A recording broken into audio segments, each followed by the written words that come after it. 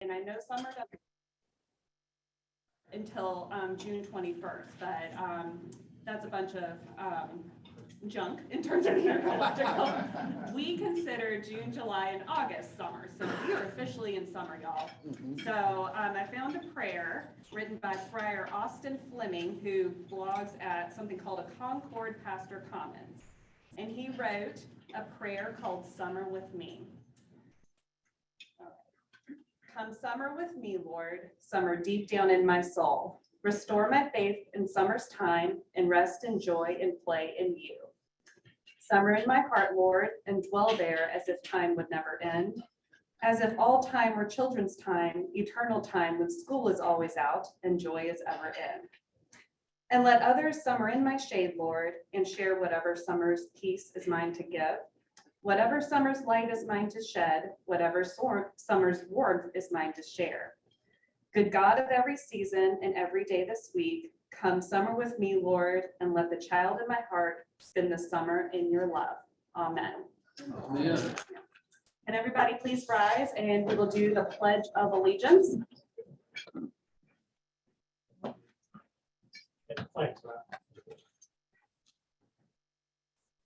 Is it not right?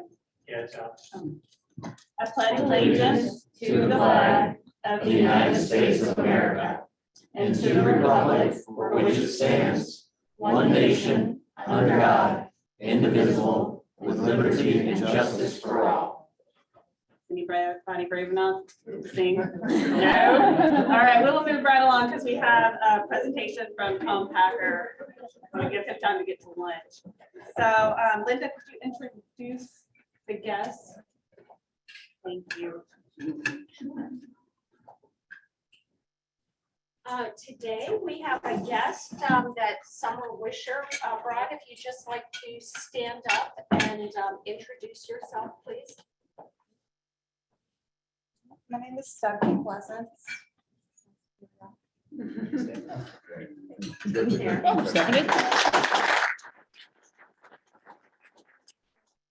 And then she's not really technically a guest, but we don't always see her from City Club or corporate member. If you just like to stand up and say hi to everybody, please.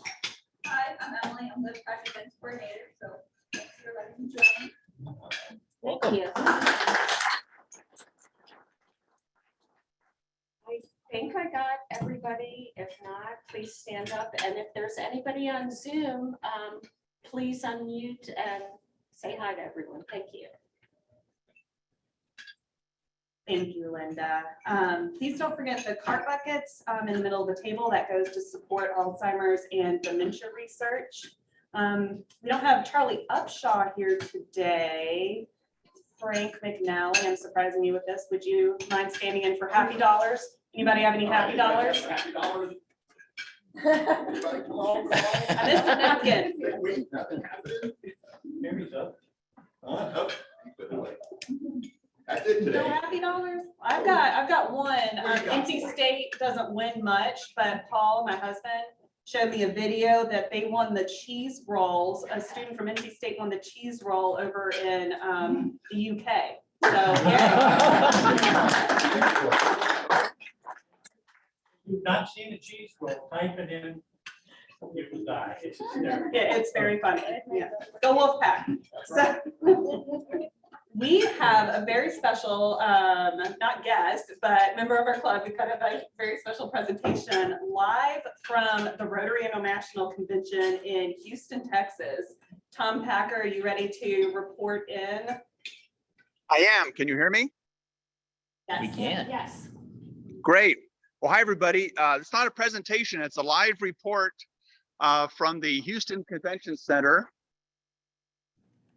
I just stepped out of the general session where we've heard from the youngest astronaut to ever touch down on the moon to a surgeon from Ukraine who by bus, foot, car, then plane made her way over here to give a special presentation to everybody. And the last speaker before I ducked out was a triple amputee member of Rotary for many years who spoke about how Rotary has rewarded him with a lifetime of being able to serve, and also being very inclusive for him, and how clubs can emulate that. And this afternoon, I'll be attending a special breakout session, actually with a group that we were introduced to by our member, Bob Bilbrough, to talk about how Rotary can get involved in distributing folic acid to pregnant women beginning in Ethiopia, to avoid a birth defect, spina bifida, that is a result of a deficiency in folic acid, and that's a problem in the area. So as you can see, there's a lot of topical issues being discussed. And I will say one thing though, this convention center is huge. Everything is Texas size, including the people here. I have no idea how many Rotarians are here, but there are thousands and thousands of attendees for this first convention in 3 years. So it's well attended from people all the world, from all the world. It's very exciting. I thank the club for sponsoring me to come here, and I'll come back and give a more full report. But it's great to see you all from Texas via Zoom. And Carrie, thanks for taking the meeting today, and I'll see everybody next week. Thank you so much, Tom.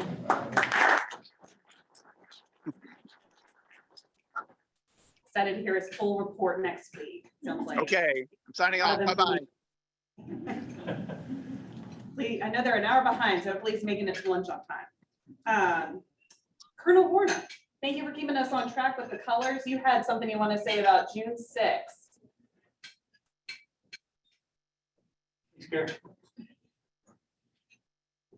Yeah, this is kind of spontaneous. I sent this to our firm this morning, and as I do every year on the big days, I call them. It's called Day of Days. 78 years ago today, the Allies stormed the Normandy beaches to confront Nazi totalitarianism and liberate Europe. D-Day was a watershed event in the World War II, and perhaps the defining moment of the 20th century in the West. It was a day of days, certainly to our parents and our grandparents. We have reached a culminating point, or had reached a culminating point, the supreme climax of the war. Many don't realize the breathtaking scope of World War II up to that date. Winston Churchill did. He said Africa was cleared, India had been defended from invasion, Japan, overstrained and disillusioned, was recoiling on her homeland. All danger to Australia and New Zealand had passed away. Italy was fighting on our side. The Russian armies had driven the German invaders from their country. All the gains Hitler had acquired so swiftly from the Soviets 3 years before had vanished with staggering losses of men and equipment. The Crimea had been cleared. The Polish frontiers had been reached. Romania and Bulgaria were desperately seeking to escape the vengeance of their eastern conquerors. Russia's new offensive, timed with our continental landing, was about to break. While I sat in my chair in the map room at the annex, the thrilling news of the capture of Rome arrived. The immense cross-channel enterprise for the liberation of France had begun. All the ships were at sea. We had the mastery of the oceans and of the air. The Hitler tyranny was doomed. Here, then, we might pause in thankfulness and take hope, not only for victory on all fronts and in all elements, but also for a safe and happy future for tormented mankind. And then came the momentous day of June 6th. You're about to embark upon the great crusade towards which we have striven these many months. The eyes of the world are upon you. The hopes and prayers of liberty-loving people everywhere march with you. The free men of the world are marching together to victory. I have full confidence in your courage, devotion, and duty and skill in battle. We will accept nothing less than full victory. Good luck, and let us beseech the blessing of Almighty God upon this great and noble undertaking. General Dwight Eisenhower, Supreme Commander, Allied Expedition Force. And on June 6th, the Allied forces arrived on the beaches, in the flooded fields, and in the villages of Normandy. They came from the sea and from the air in waves. They endured the merciless barrage of gunfire and cannonade from the cliffs over the landing zones and the hedgerows, climbed the steep cliffs, and overcame the endless obstacles. They accepted nothing less than full victory. Quote, if you think the world is selfless and rotten, go to the cemetery at Colville overlooking Omaha Beach. See what one group of men did for another on D-Day, June 6, 1944, Andy Rooney. It's a day to remember, it was a cause to remember, and it was 78 years ago today.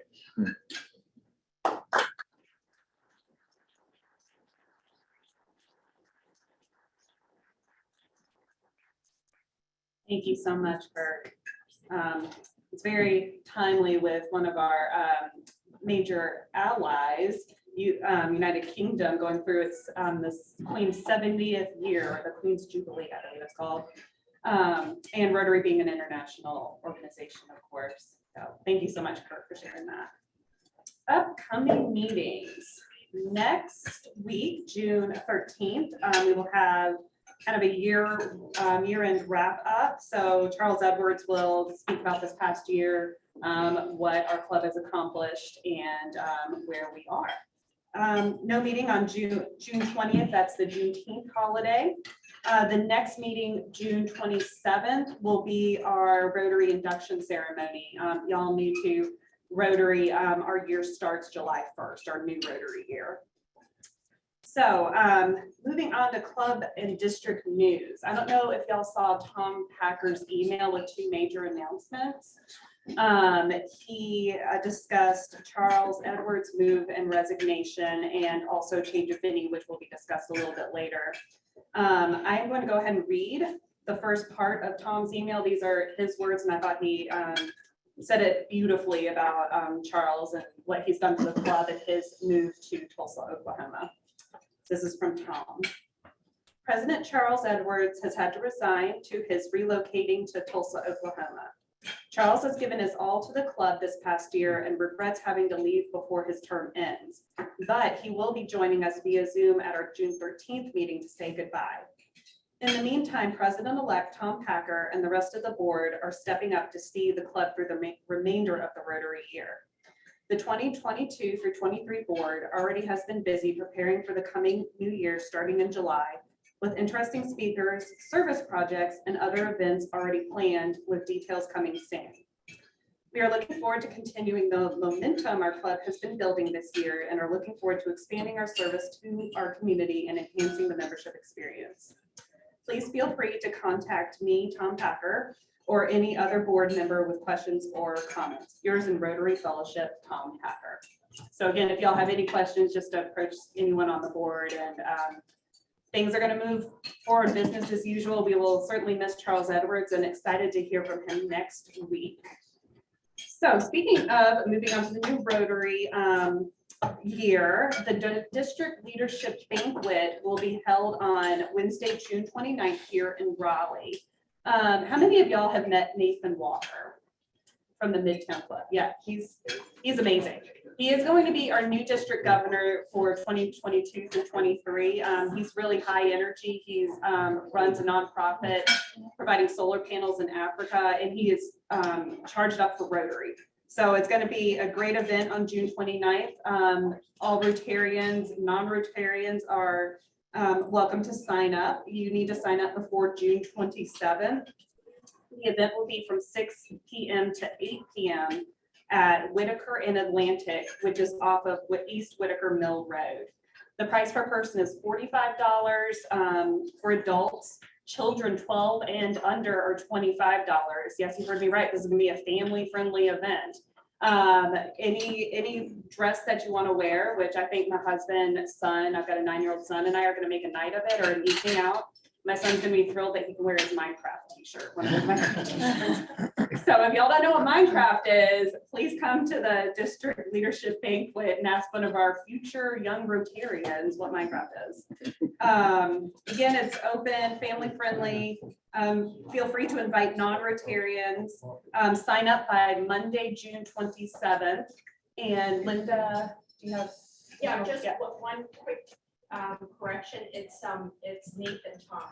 Nathan Thomas, I'm sorry. Nathan Walker, so Thomas. in case people want to contact him, it's Nathan Thomas. Nathan Thomas. Thank you so much, Linda. Nathan Thomas. And he's been here to the club before and done a presentation about his nonprofit. The event, like our service socials will benefit Snacks at School. Harrison, that's the group that we benefit, right? So bring some juice boxes, snacks that they can share to kids at school. So hope to see you all there. It'll be a fun event, fun family event, and they'll have heavy hors d'oeuvres, hash bars, so it'll be fun for everybody. All right, with that, and speaking of families, Rotary becomes a family thing. I'm going to invite my dad, Eric Larson, up, and he's going to discuss our change of venue and I think another special announcement. Thank you, Carrie. And I love the fact she's already recruiting Johnny into the Rotary. So that's, what do you call a 9-year-old Rotary group? That's not even Rotaract yet. So Minecraft Rotarians. Minecraft Rotarians. So a quick announcement. This was sent out an email, but just to remind folks and make sure everybody's coordinated. City Club here has changed their business model, and they no longer feature offerings like we have here. And so we met with the City Club, we talked with them about customized kind of arrangements so we could continue to work here. But none of those ended up being an affordable solution. It would have represented a huge increase in dues to do that. So with great regret, we'll be leaving the City Club. Just for Rotary history standpoint, this is only the 3rd location we've been to in over 100 years of history. So it is with great regret that we're leaving. We are going to go up just across the street to a place called Giddy, and it sits between Gravy Restaurant and City Restaurant. It's behind there, so you would go into either one of those restaurants, and it's a meeting space. And we're actually going to get a 2-for-1 because they're going to alternate between the 2 restaurants providing menus each week. So that doesn't start until the first meeting in July. We're still meeting here for the next until the end of June. And so please make sure you come here. But then the first meeting in July, we're over there, go in through City or Gravy, and they'll direct you to the location. Thanks to Tom Packer and several other folks that researched this, worked with the City Club, and ultimately helped find us a new home for our next, hopefully extended stay. And we really appreciate everybody that's worked on that. I have another kind of special thing, and unfortunately Patty's not here this week. I haven't seen him at least. But you know, Kirk talked about World War II, and our greatest ally in the world is the United Kingdom. And we fought World War II together. We had that little squabble in the 1700s, but we'll leave that alone. But they are our greatest ally in the world. The second word in the title of this organization is international. And so I noticed that every week, Patty stands very respectfully when we do the Pledge of Allegiance and sing a patriotic song. Patty is a citizen of the United Kingdom, a subject of the Queen's. And if you've been paying attention recently, the Queen's Platinum Jubilee has been all over the news and all over England. And so I thought it would be a really good idea for us to sing their national anthem. Those of you who are in St. Andrew's Society already knows it. It's God Save the Queen. So let's all stand and we're going to sing God Save the Queen. And Harrison, get up on your feet. And if you think you don't know the song, because we can't read it. I can't zoom up. Well, so Okay, sorry. those of you who know it, we'll sing extra loud. If you think you don't know it, it's to the same tune as My Country 'Tis of Thee. So, all together. God save our gracious King, long live our noble Queen. God save the Queen. Send her victorious, happy and glorious, long to reign over us. God save the Queen. And Patty, wherever you are, congratulations. You took over there. I like that. Thank you. You did good. Thank you, Dad. That was a first in his lifetime, I think, leading a song. That was wonderful. And laugh. No. So, yeah, really excited. We're sad, like Dad said, to be leaving City Club, but very excited for the new location. I forgot the most important part of my announcement, and that is be sure over the next few weeks to thank again the wonderful staff that work here. They have been amazing through all our time here. So we can't thank them enough. So Yes. we can make sure you do that. And Frank McNally, he's very familiar with that location. Elsa, thank you for all of your work in helping secure the location. And I hope this is okay to mention, I heard from Empire Eats CEO, right? Mr. Hayden, that he's excited for us to be at that location, which is wonderful. Yes, Elsa. So I think most people are familiar if you're looking on Wilmington, it's called Gravy. And if you walk into the restaurant and straight to the back, it's directly to that condensed space of the museum. I know that we can still use the parking structure that we all have been using. And I know that Tom is also looking at parking structure that really joins up against Gravy. So there are two options for us, but we need easy parking. Yeah, drive times will be the same, so we're still very much in downtown Raleigh. Yes, thank you all. Could you just repeat about the parking piece, just in case people in Zoom couldn't hear? Yeah, so parking will be in the same location, same Wilmington Street parking deck. It's just instead of, and make sure I'm a map person, I should have this right, instead of leaving the west entrance of the parking deck, go out the east entrance, and it's across Wilmington Street. Good job. So, and we'll have a map and have more details available. One service announcement, there is an event coming up at Dix Park. Throughout the years, we've done several events at Dix Park, several fundraising service events over there. They have a Juneteenth celebration, which will be on Saturday, June 18th. It will include performances and activities for families. They need volunteers to serve as event ambassadors and to greet event attendees. There are 2 time slots, 10 a.m. to 2:30 p.m. and 2 p.m. to 6 p.m. Sarah or Terry Reeves, please talk to them. Both of them will be volunteering. This is not a Rotary event, but it's for a park that's very wonderful for our city, and it'd be great to have some Rotarians there. Yes, Elsa. So I received a note from the Wake Forest Club.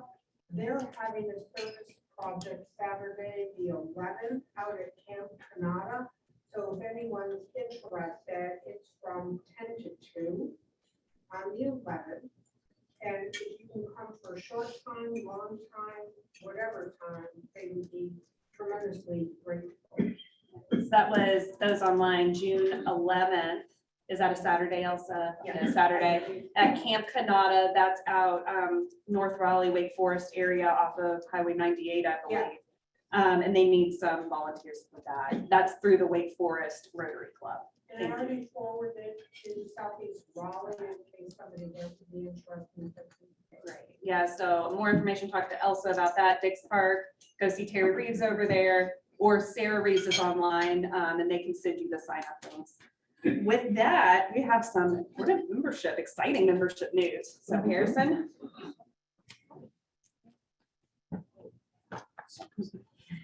Still there. Hello, everyone. Thank you so much for being here on this beautiful day.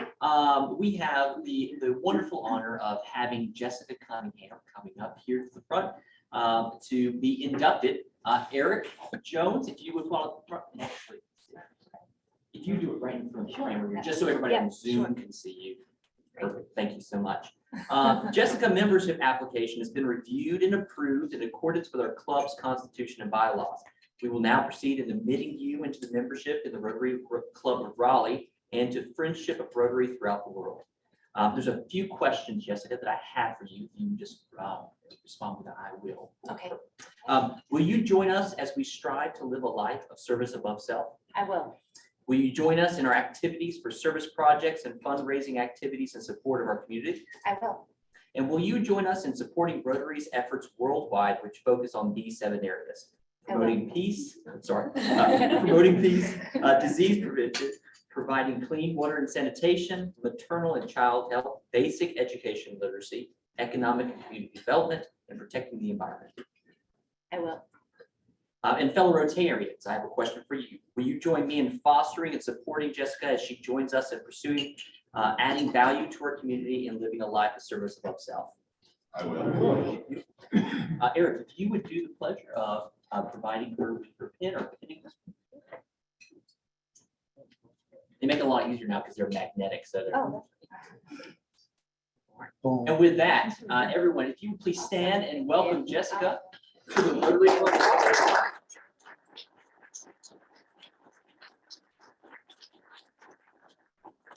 Appreciate it. Yes.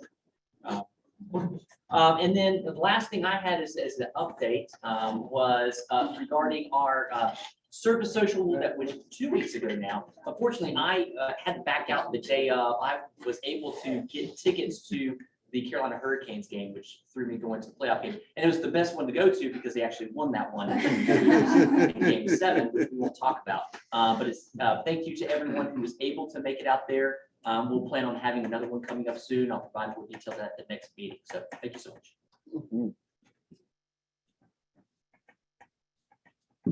Thank you so much, Harrison. He's wearing 2 hats today. He's our tech guru plus our membership chair. So thank you. Birthdays and anniversaries. I think we have one of each. Birthdays, Chris Gentry is on June 12th. Anniversaries, Martin and Sarah Wharf's anniversary is tomorrow, June 7th. So congratulations to them.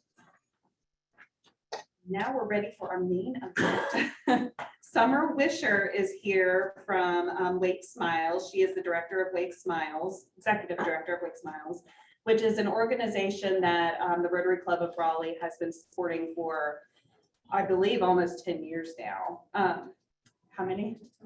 Longer than that. Longer than that, okay. So very excited to have Sommer here. Every year, somebody from Wake Smiles comes and gives us an update on how Wake Smiles is doing, what their activities are from the past year, and then future outlook. So very excited to have Sommer here, and Stephanie here as well. I'm going to read your bio, Sommer, and then the podium is yours. Sommer Wisher is a proud Tar Heel, graduating with her BS in dental hygiene from UNC School of Dentistry. Prior to being in the dental profession, Sommer worked for 12 years in the nonprofit sector, both locally and globally. Her career in private practice and now as executive director of Wake Smiles, a free nonprofit dental clinic, is a perfect combination to keep her passion for dentistry and access to care alive. Sommer is also an adjunct clinical professor at UNC School of Dentistry in the Dental Hygiene Department, a member of the UNC Dental Hygiene Community Advisory Committee, and a board member for the Triangle Chapter of American Association of Dental Office Managers. In her not very small amount of spare time, she is taking care of 2 toddlers and trying desperately to learn Spanish. So, Sommer, we won't hold the UNC thing against you. I know we have some UNC fans. Okay. But please welcome up to the podium, Sommer Wisher. And this state doesn't have one.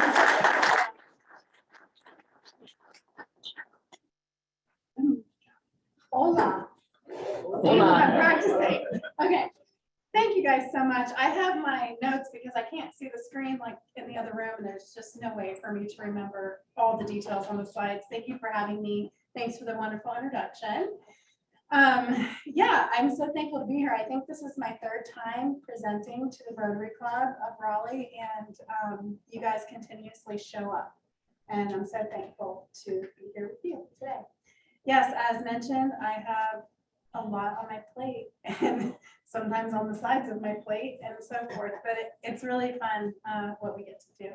I'm just going to give some background about who we are for anyone new, like Jessica. I know you're new, and maybe anyone else that's a member that doesn't know about Wake Smiles. Wake Smiles has a long history in Wake County. In 2001. Oh, I'm supposed to do the clicker. I knew I'd forget. Do you want me to do it? Or I can do it if you I want. can't see it. So can you, would you mind? Yeah, if you just tell me next slide. I'll go like Yeah, that. just give me Okay. In 2001, we started Wake Smiles, and it was started by a group of dentists who were concerned about people in our county that didn't have access to care. lots of dentists are in Wake County. I'm sure all of you have different dentists sitting in this room. However, there is still a huge access to care problem because dental care is really expensive, and people don't have access if they don't have the funds. And so these dentists got together and said, let's start something exclusive for these individuals. And Wake Smiles came to be. It had a long history in different places, but in the beginning, it was like an extraction clinic. We helped people downtown Raleigh, basically get the care they needed. They would come off the streets really and just get a tooth taken out or get pain taken care of. And since then, it's really transitioned to comprehensive oral health care and systemic systemic care too. Established our current home in the Salvation Army. How many of you have been there? That's awesome. Okay, so we established that home in 2013-14 when Salvation Army expanded their site and developed it over there on Capitol Boulevard. And thankfully to the Rotary Club of Raleigh for that generous donation to get us into that building. Really, you guys, it's called the Rotary Club of Raleigh Dental Clinic. That's the name of that space. So if you haven't been, go get your picture taken. It's right above our door. And as of a few weeks ago, we now have, finally, we have the plaque that represents all of the generous donations for all of you that gave for that to happen. So come get your picture by the plaque. I'll take it myself and send it to you. And I meant to put pictures of that in my slide presentation. I didn't think about it till this morning, but I didn't do it. So our mission, you can go to the next slide, is to improve the lives of under-resourced adults through better oral health. And we have 5 values that we do that with.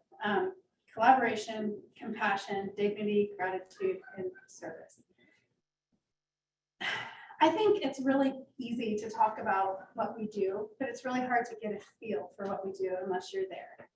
One of your lovely members, past President Dana Johnson, has been coming to Wake Smiles for the last couple months. I hope if she's listening or on here, hey Dana, and she's been coming to do a huge scanning project that we have. And she is amazing. And it's been really cool to see her perception change of Wake Smiles. I know she's always loved it. She's been there, but she got to be there during active clinics. And she got to see these values in real life. And she felt them, she acknowledged them, the patients felt them, acknowledged them. And to see that verbally, spoken by her of how she saw it in place was really, really cool. You all are also invited anytime you want to come see the clinic in action. I feel like that's the only way that you really can understand what we're doing, by living out these 5 values. I do want to introduce you to one of our patients, our past patient, I should say. I brought Stephanie with me, and I want her to share her story. She came as a patient several years ago, well, not several, a few years ago, to get care. And I want her to share her story before I go in and break down how we put these values into place in our programming. So Stephanie, come on up.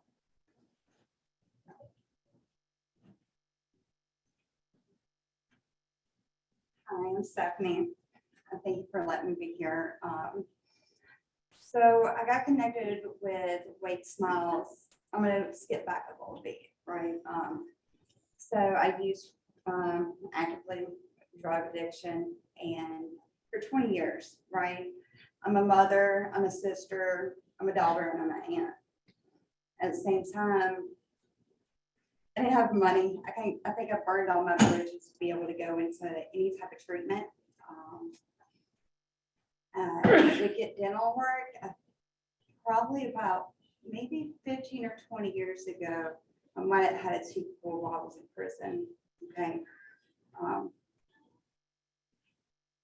Going into the healing transitions, it actually not kind of, it did save my life, right? I was able to sit there and focus on myself and be able to bring that daughter, bring that mother back, and my sister, right? I got to be able to be a part of my family once again. Oh, it's gonna kind of make me cry, right? I don't care how many times I say it, it's just, it hits you in a place. Also, as you imagine, with 20 years of addiction, and not having any dental work done, what that might look like. So Sommer and her crew had her, they had Oh my goodness, it's kind of embarrassing at the same time. However, after a year of going through healing transitions, I was able to connect with Sommer through Wake Smiles. I was going through pain. I told Sommer, hey, I think I could do the x-rays, but I don't think I could get a shot in my mouth. I had seen a dentist years ago and they hit a nerve or something happened and I'm paralyzed right here. I have no feeling. And she took an extra step with me. The team in there took an extra step with me and kind of held my hand, right? If call me when you get in the parking lot. You know, if you feel like you can't get out of the car, let me know. I'll come sit in the car with you, right? I will. She actually held my hand while I was getting my first shot, right? Like I don't know if she's ever had anybody as intense as me, but I was scared. I was full of fear. Building that relationship, somebody took the time out. Somebody was there to be with me through this moment. I started making goals, more goals and more goals that were just getting creative. I was like, okay, I think I'm going to go back to school. And she's like, okay, so where are you going to take? Where's she going to go for? I think I've only lived it through the experience of addiction to be able to pull somebody else out. I graduated last week with a 3.78 GPA, right? I'm really excited to be able to go back and do my undergrad, but now I got a couple more goals that I would like to pursue before I go back. So hopefully by the fall. That whole year, because it took a year to go through all this mess that was there, right? I probably had 6 extractions. And being able to work with the community, to work with other people, and to be able to smile and it builds confidence, right? Not having some teeth, it took my confidence away. Imagine if you were walking around with like your pajamas on for a week, right? And now that you're going to get up, you're going to see a lot of gentlemen, so I'm going to say some trousers and a tie, or ladies just putting some makeup on. And that's what having a little bit of work done to my teeth did for me, right? Now I'm able to sit there and work for the place that gave me back my life. I work at Healing Transitions now. I work on a post-overdose reverse team. So anybody that overdosed in Wake County, we're able to go provide resources and meet the person where they're at. And I can't identify how much joy that brings me and satisfaction to be able to just provide the same thing that Sommer was able to provide me, like hope, right? Even if I wasn't instilled in the first couple of rounds of appointments of being on edge and anxiety, like she was able to calm me down and connect me with other dentists inside the team. And then I started trusting other people. And that's one thing that I try to do right now at work, right? And being able to, like, Healing Transitions, where I work, is a program inside a program, I'd like to say, because we're operated off grant funding. So we're able to connect that collaboration with EMS, right? That, I mean, oh my goodness, like my dreams are coming true before my eyes, being able to be of service and to be able to be helpful. And now being able to bring other clients. I've taken 2 or 3 clients to Wake Smiles. And I know they're going to have a great experience, right? Like I have that embedded relationship and I know that she'll hold their hand just as she did mine. So I really want to thank you for the opportunity to be able to have this smile.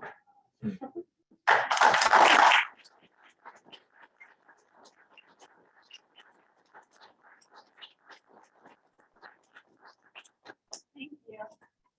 And thank yourself too, because you shut up. she showed up, and she's an example of how we were able to live out those values. And I'm gonna go a little step further on Stephanie's story because she did come in very, very anxious, did not trust us at first.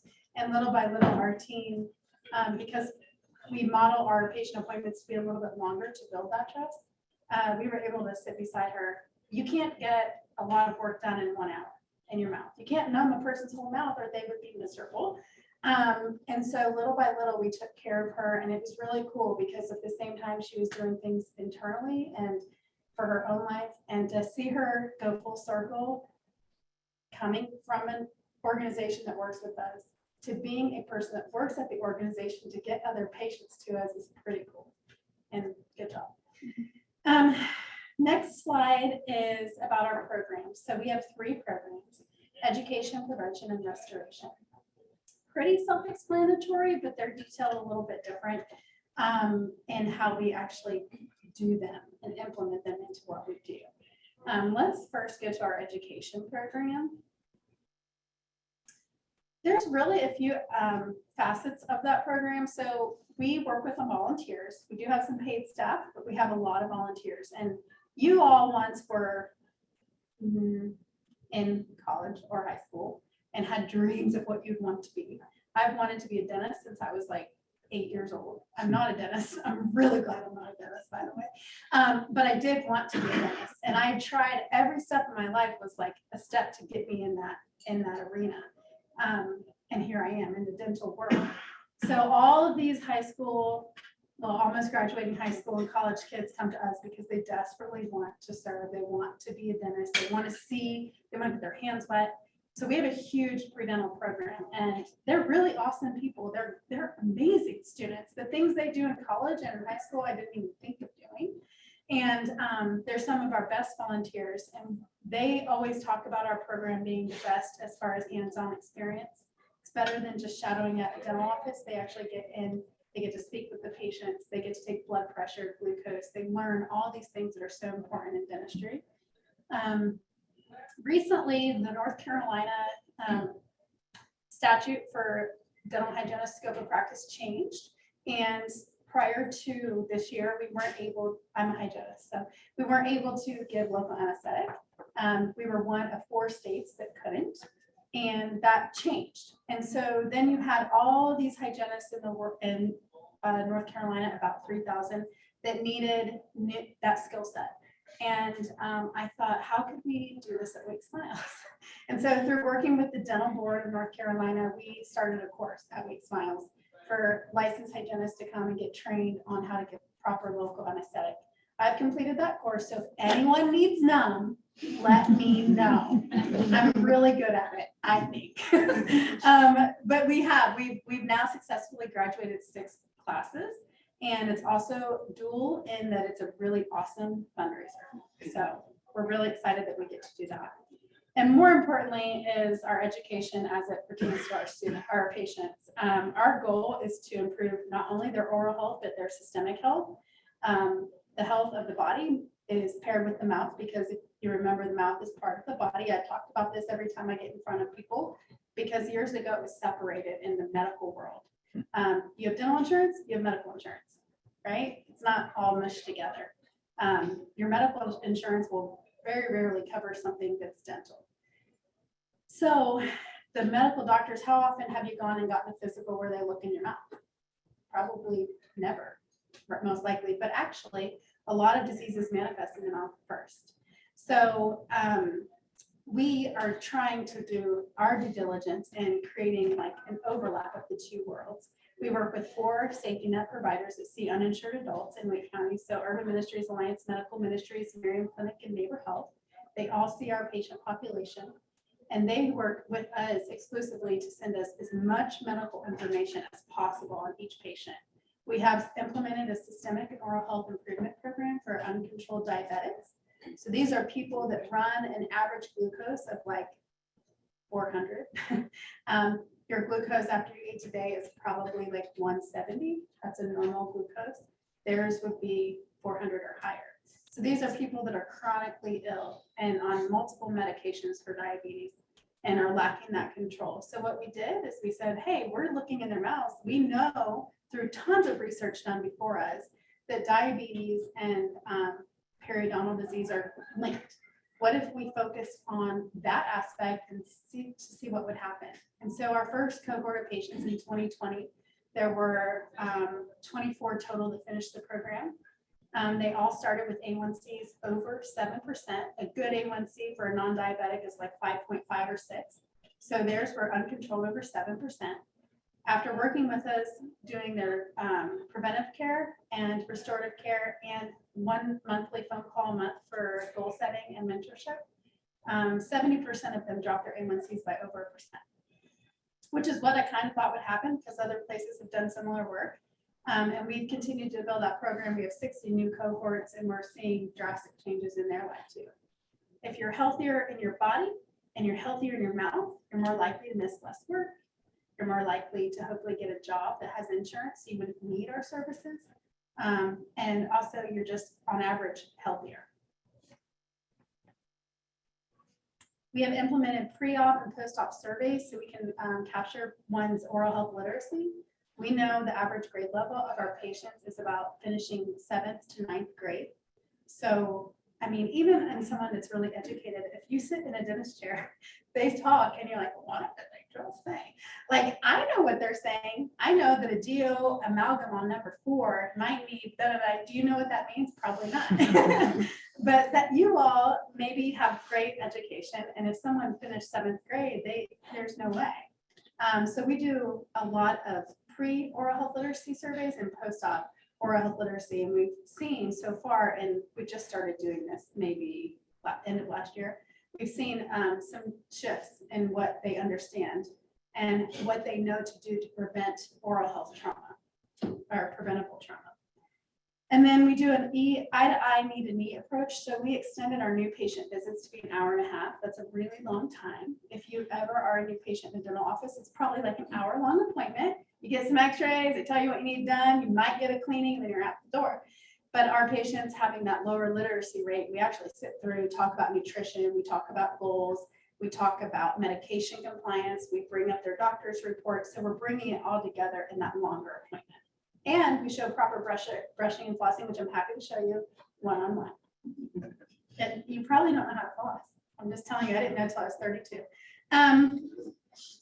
Our restorative program, is that the next one? Okay, cool. We just implemented a new program last year. It's an endodontic initiative. I have a dentist that's a specialist in endodontist. He does root canals only. It's his passion and he loves it, which is cool. But he is amazing. His name's Dr. Wong, and he came to me and said, there's a grant opportunity, and I think we can implement this program in Awake Smiles and start saving some teeth that otherwise would need extracted. A root canal needs done when there's decay near the pulp or nerve of the tooth that causes someone pain, infection. A lot of times the only option is extraction, unless you can get a root canal and then get a crown after the fact. I had doctors that would do the crowns for our patients. I didn't have root canals doctors. So he said, let's do this. So we applied for it. We got it. We got a microscope, which is really important in that kind of care. And so far we've saved 30 patients' teeth. Actually, there's a few more teeth than the patients. So 32, actually, I think I did the math wrong there, which is pretty awesome. That could be a person's ability to chew. You know, that could be a smile line where you see the premolar. That's a huge difference for someone's life. And the AAE gave us that grant and actually came and did a video about it. And I want to show you that next. Should play. There should be a play. Oh, no. Oh, dang. So the version I sent, you should be able to hit play. No? I'm sorry. It's such a well-done video. I have a drop. I have a thing if you want to. We can do it if you want to. I'll keep going. We can watch the video at the end, but it's a really good capture. It has some awesome patient stories. It is a really well done video about why this makes an impact. And the dentist that's interviewed, Dr. Wong, the guy that did the program, he might have the most calming voice you've ever heard in your life, and you need to hear from him. So if you'll go to the next slide. our Denture Initiative, this is also new. Through funding from the Cannon Foundation, which funds equipment in North Carolina, they're based out of Charlotte, we were able to secure a digital scanner. A lot of patients that have missing teeth, they're just partially or fully edentulous or without teeth. And the problem was getting a prosthesis for them was really difficult. There are not a lot of places in Wake County that offer that service at an affordable rate. We used to send them to a facility that's no longer actually operating, and the outcomes were not great. They would spend a lot of money and the outcomes were very poor, and they wouldn't wear the denture that they spent like $1,400 on. And so we have a dentist that volunteers weekly, and she said, I'm sick of this. I want to help these people. Let's do it. So I said, all right, let me find a grant. So we wrote a grant, we designed a program, and we got everything in place. As of March this year, we started doing prosthesis, so partial prosthesis, which is really cool. Within 3 weeks, someone has their teeth back, or a version of their teeth back, and they have increased function and ability. And that is one of our patients. It shows his before and after, I hope. Yeah.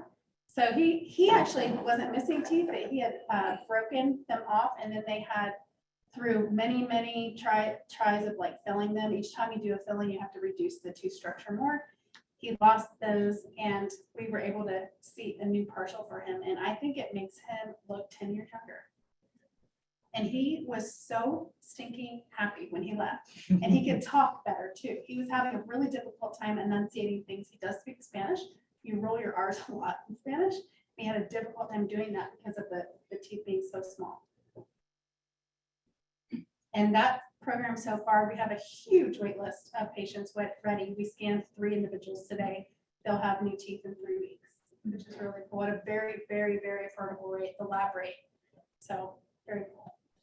Our prevention program, I'm gonna have to read the statistic, and I'm at that age now that I can't read stuff. I have to do this now to read, which is a new phenomenon for me. It's really fun. Prevention of dental disease is best in childhood. That's why, 20 years ago, the Surgeon General recommended fluoride, dentist visits every 6 months for children from age 1 up. And we have seen a drastic change in rate of caries or cavities in children, but we've not seen any change in adults in the last 20 years. And that is in large part, there's many factors. There's a new report that just came out in December. There's many factors, but one of them is those adults still miss that window of opportunity for prevention. And so at Wake Smiles, we try to stop the progression of disease, because we can't prevent it because it's already there. But once you have aggressive bacteria in your mouth, you're always prone to them coming back tenfold, because that's how bacteria works. We know that now with COVID, right? So overall, U.S. adults' oral health has not improved. In some respects, it has worsened since the publication of the 2000 Surgeon General's report on oral health. There were many factors in that report as to why. One of them is actually increased cost, because access to care is still a huge problem. Another reason was technology advances, which is interesting because it actually helps those of us that can afford dental care, but it actually creates more of a barrier to care for people that are lower income. 52% of working adults, age adults living in poverty have untreated caries, whereas only 20% of non-poor adults have caries or cavities. And then 47% of adults living in poverty have functional dentition, whereas 83% of non-poor adults have functional dentition, which is very different. Like, that's a drastic change. I grew up in a home where my parents, I never saw them go to the dentist. In fact, I'm 40 years old, and my dad has never gone to the dentist my entire life. He has never gone. Part of it's education, part of it's stubbornness, part of it's access, because he is in that low income range. My mother just got dentures through a dentist I got to deal with, because they never had care. And so they are this statistic, which hits really home for me. So our prevention program, we have now a full-time dental hygienist. It's not me. We have someone extremely focused on doing the preventive work. So she's actually degreed in oral health promotion. So her degree is focused on systemic and oral health. So she does more than just merely scale teeth or scrape teeth. She actually sits by the patient and educates and monitors their understanding of their systemic and oral health disease. Most of our patients, I would say 90% of them have periodontal disease or bone loss. So that is aggressively, we have to fight it aggressively because it's really aggressive. Once you have it, it does not go away. We use a new technology. It's actually not new. It's been around for a long time, but it's called silver diamine fluoride, SDF, and it actually arrests decay. It's black in color. They use it a lot on children. They used it in Europe for years. We just passed laws maybe less than 5 years ago that we could apply it as hygienists here in North Carolina. And it's super easy. It literally arrests decay. It uses that awesome thing of silver where it's antimicrobial, and it literally will make decay stop without ever drilling a tooth. So we now can use that on our patients that are a little older or that are, you don't want to pull the tooth because they'll lose the bone, but you want to stop the decay, but maybe they are really sensitive to getting numb. So that's a really awesome solution that's non-aggressive. And then oral cancer screenings, we do it every single visit, not just when they come as a new patient, but every single time they're in our chair. This year alone, so from last year to now, we identified 4 individuals with cancer. When you find cancer in the mouth, it's usually stage 4. HPV is a big determinant of what lands people to get aggressive oral cancer. But again, the doctors that you go see every year don't look at your mouth. All 4 of those individuals we were able to refer for biopsy, and all 4 of them are well and in active treatment. And then we got to go a step further, and we got to do really increased fluoride and maintenance on them. We see them about every 6 weeks for checkups because the mouth really disintegrates if you're on chemo and radiation. It has a really traumatic effect on your mouth. Also, you're not eating usually if you have throat cancer or mouth cancer. And so that's been a huge transition in our clinic, just making sure those are done every single time a patient's in the chair. So we truly save those people's lives, which is really awesome, very humbling. Why do we need to exist still in this world? Wake County's growing, as you know. Has anybody tried to buy a house? It's crazy. We have people knocking on our door downtown all the time to buy our house, but we're not getting rid of it. We're growing. And as you can see in the next quote, dental expenses constitute more than a quarter of overall healthcare out-of-pocket expenditures. And they're reported to present higher financial barriers than medical, prescription, pharmaceutical, and mental health needs. This especially affects working age adults, followed by older adults, and then those 18 and older or younger, sorry. So the population we serve, this impacts them greatly. The prevalence of untreated oral diseases has grown with an estimated 3.5 billion people affected worldwide. And then individual health is determined by so many other factors. And for our underserved or under-resourced individuals, it's more than just their mouth, it's all the social determinants that they are lacking. So transportation, food access, literacy, all of these factors play into the outcome of their mouth and state of disease. I'm really proud of these next metrics because 2021 was like this weird year. I hope we all felt it. 2020, we're trying to scramble around to figure out how to get by with COVID and closing for 3 months. Then we figured it out how to do care safely. And then 2021 was like the result of all of our hard work. And in 2021, you see the numbers. I hope we saw, 2,500 patients. We saw 674 individual patients through those appointments.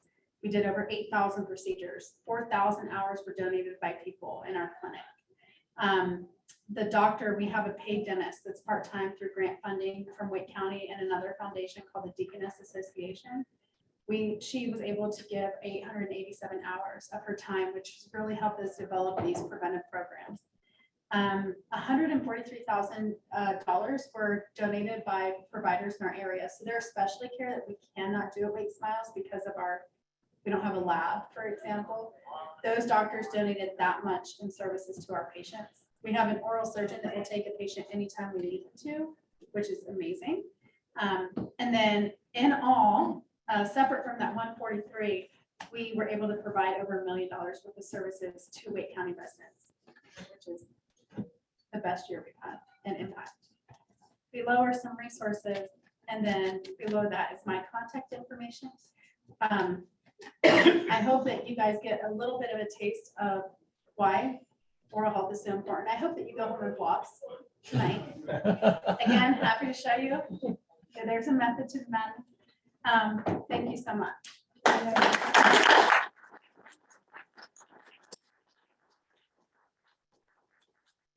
Sommer, so much. We have time for one or two questions. Does anybody have anything online or in the room? The Sommer's contact info is up there. We can send, if you send me the link to that video. It's so good. Yeah, we can send that out yeah, so people can watch that. But thank you so much for all that you do over there. Stephanie, thank you so much for sharing your story and for how you're giving back right now. Before you head away, this is from the Rotary Club of Raleigh. This is our yearly gift to Wake Smiles. It's 15% of our, make sure I get this right, Charlie. Thank you. In the Rotary, our Raleigh Rotary Club Foundation, right? Yeah. Yes, okay. Thank There you. go. And Thank you. because you have so much spare time, you need those. I do need this for my Coffee, we coffee. tell everybody coffee or whatever beverage of your choice, so, yep. Thank you. Thank you, Sommer. Thank you, guys. Sorry.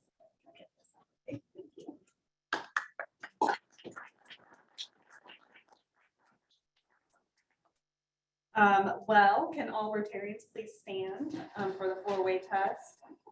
Jessica, welcome to the club. Very excited to have you as a member. Remember next week, Charles Edwards will be saying a few words about this past year, and please consider registering for the June 29th district conference.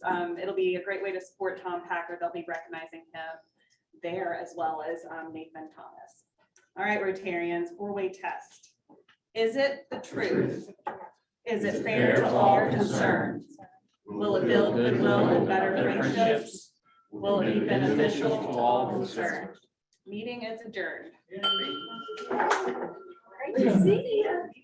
That's a long time. Thank you. Well, I hope you're well. Oh, sorry. I'm Oh, you're doing sorry. the same thing I was. Oh, go ahead. This is Carrie, yes. I was just gonna say, you gotta. Harrison, thanks again so much. I appreciate Yes, it. thank you. See you next week. We'll have your badge. Awesome. Looking forward to it. Sorry, and, I know you're very close to Nathan. You're really close to Nathan. Yeah. We love her. With who?